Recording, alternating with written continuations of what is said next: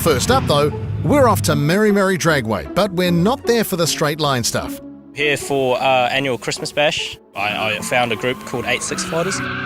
We try and get the Japanese vibe going and have a bit of fun out here, so that's what we're doing today. A relaxed approach is the name of the game here. The low numbers means plenty of seat time to fine-tune your car control skills on a couple of track layouts.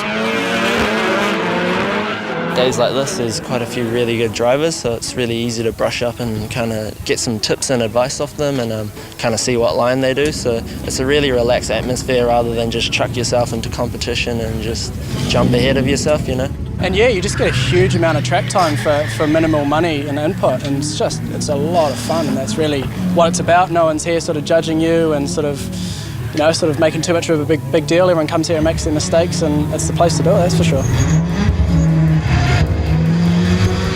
The bash is also a nod to the origins of the sport, before the days of the big stage and big money. Drifting worldwide now is you have to have big money, big power, big grip. The roots of Japanese drifting is that they went out realistically with little money. All they had is their car. They did whatever they can to it and went out and had fun. We try and base it off the same idea, just make it reliable. As long as you have a base set up, you can go for gold. I think that's where a little bit's got lost in competition in the last few years, especially with the advent of Formula D in the States. It's a horsepower race, and everyone wants to have that figure. But here, you can have, there's cars here with friggin' 100 horsepower, there's cars here with 500 horsepower. The competition side, it's cool, and if you're into that, that's all good. But definitely, I think the appeal for me personally is just out here, grassroots, just non-competitive drifting. I think that's where it's at. And if the D1NZ Battleground is your thing, Pro Sport pilot Matt Hyam, for example, the day here at Meremere still has its place. I'm naturally quite competitive, so I do absolutely love getting competition. D1 is amazing for that, you can put yourself up against some really good drivers. So that definitely has its place, and I absolutely love it. Coming here is great just to sort of have a sort of stress-free good time as such. And yeah, really put in some good practice, try things you wouldn't be able to try on, say, a qualifying run, take some risks. Yeah, maybe get it on the wall and see where the wall is and get your sort of feel for things. Try a different setup, different styles of driving. Yeah, it's just awesome. The other obvious point of difference today? Yep, as you've no doubt noticed, this is Meremere Dragway's runoff area. That brings its own set of challenges and rewards. That there is a wall here. On other tracks there's a lot of runoff, so if you do it wrong, you do it wrong. But it adds the excitement, it makes you have to control your car, and it makes for good spectating as well, so plus. Having the tight technical courses lets you work on your feet, on your footwork, on your hand-eye coordination, and just, I guess it puts the fear in you, so you got to make it stick, you got to make it work. Drivers who come here, you can really see them flourish on the bigger tracks when it comes to the more technical side of drifting. So yeah, I think this is a really cool place to come and just sort of hone your skills.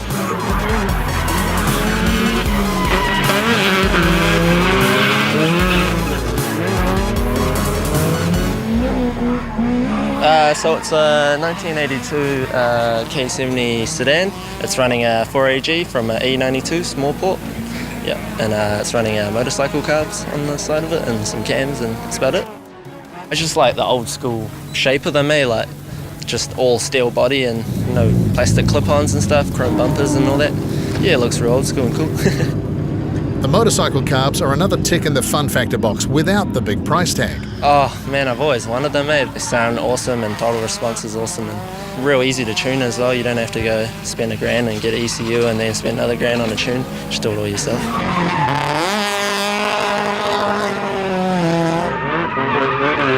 Matt's usual sideways source of transport is an RB30 Det S14, but kids, get ready to hear how uncool your parents are. Dad was kind enough to let me take his car out for the day.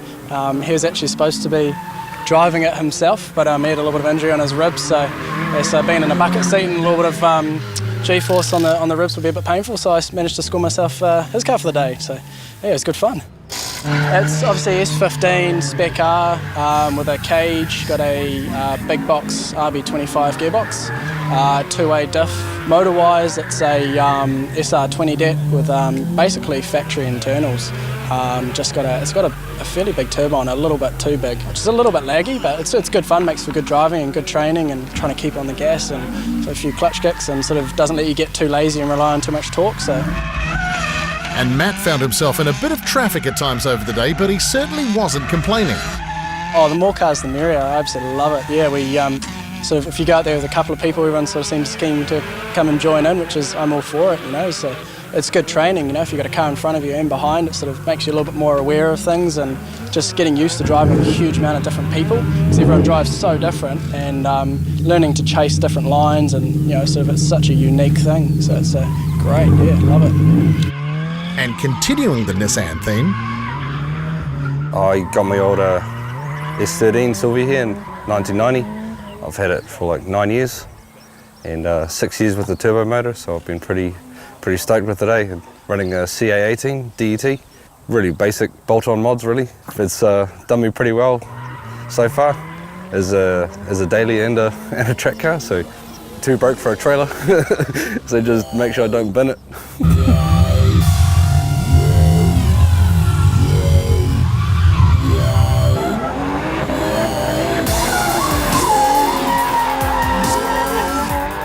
It's a Nissan Laurel C33, just a really basic RB20 setup, makes about 220 kilowatts at the wheels, super basic, not a lot on it.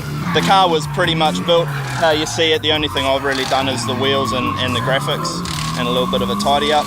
But yeah, it's just the deal. I like driving Nissans, I've tried pretty much every one of them, and a few Toyotas thrown in the mix. But yeah, I like the Nissans, they're way easier and I'm really lazy. it was the form factor of a drift spec car that initially lured Ruben, but it didn't take long for the driving part to seal the deal.